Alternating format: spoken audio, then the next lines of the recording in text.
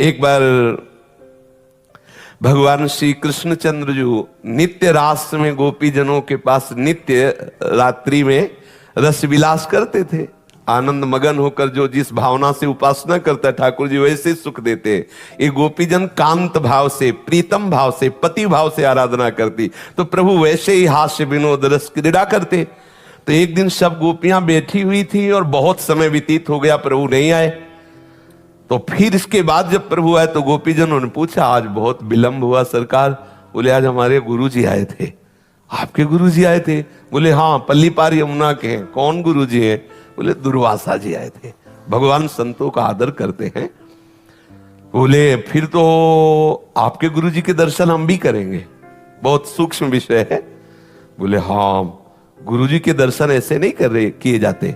अगर गुरुजनों के पास जाया जाए तो शास्त्र में भी आता है, भले वो आप दूब लेके जाइए, दूब अंकुर, कोई पत्र, कोई फल, कोई पुष्प, लेकिन खाली हाथ गुरुदेव के चरणों के समीप ना जाए, ऐसा शास्त्र आज्ञा करता है। गोपीजनों ने कहा, पत्र पुष्प फल क्यों ले जाएंगे, हम तो बढ़िया ले जाएंगे, गुलाब जामुन, पुआ, खीर, पूड़ी, अभी हम सब मिलकर तैयार किए।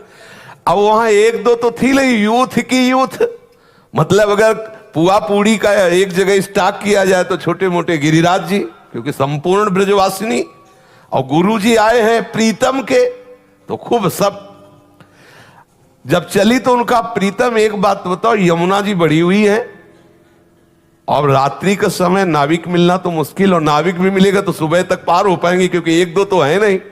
तो उनका यमुना जी से कहना, यदि श्री कृष्ण अखंड बाल ब्रह्मचारी हैं तो मार्ग दे दो। हंसी, क्योंकि सबको पता है कि कैसे हास्य विनोद करते, कैसे अटखेलिया करते। गई यमुना जी से कहा कि यदि मेरे प्रीतम श्री कृष्ण अखंड बाल ब्रह्मचारी तो मार्ग दे दो। यमुना जी हट गई, पूरा थल की तरह जल एकदम हटकर सूख गया और निकल गए। आश्चर्य हुआ कि भगवान कैसी बात कर रहे हैं। दुर्वासा जी के पास गई, प्रणाम किया और कहा, महाराज ये भोग स्वीकार करो। बोले, आ डालो।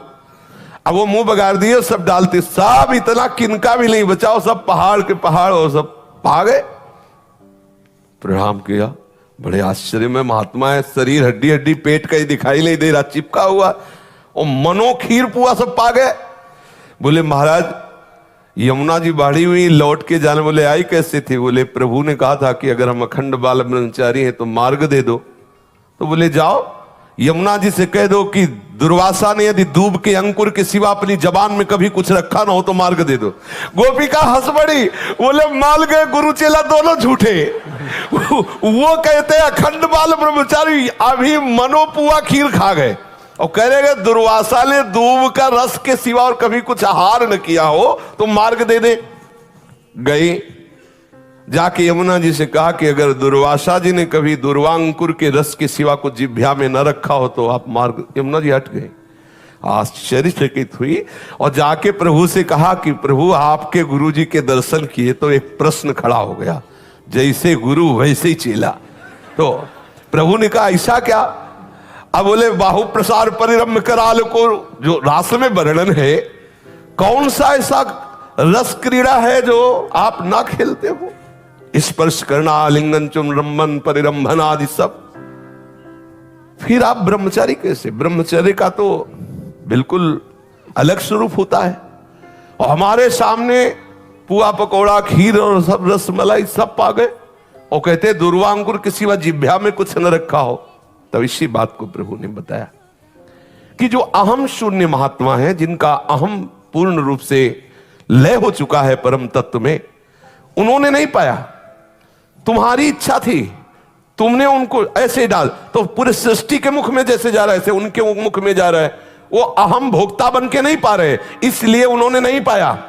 आपकी दृष्टि में पवाया गया, आपकी दृष्टि में वो पाए, लेकिन स्वयं ना उनकी इच्छा है ना वो भोक्ता है, इसलिए उन्होंने नहीं। इसलिए उनका वचन सत्य है, स्वयं में कभी आहार रूप से स्वीकार करते हैं तो केवल दूब का अंकुर, और हम स्वप्रतिबिंब विभ्रमा, जैसे छोटा सा बालक अपने प्रतिबिंब के साथ खेले, ऐसे गोपियों के आत्मा रूप में, उनके पतियों के आत्मा रूप में, और चराचर जगत के रूप में जो परम तत्व विराजमान है, वही श्री कृष्ण स्वरूप से क्रीड़ा कर रहा है। वो अपने आप में खेल रहे, इसलिए अखंड ब्रह्मचारी है।